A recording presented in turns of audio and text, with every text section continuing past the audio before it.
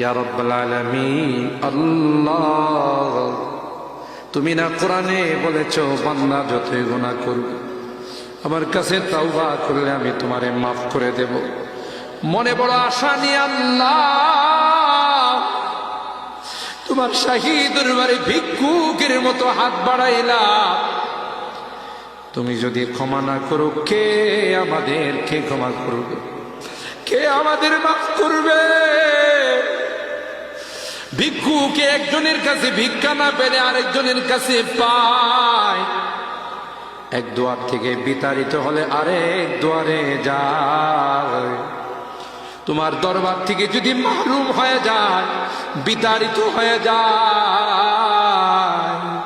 কার কাছে যাব? কে আমাদেরকে ক্ষমা করবে? মালিক রে, কাঙ্গালের মতো হাত বাড়াইলাম।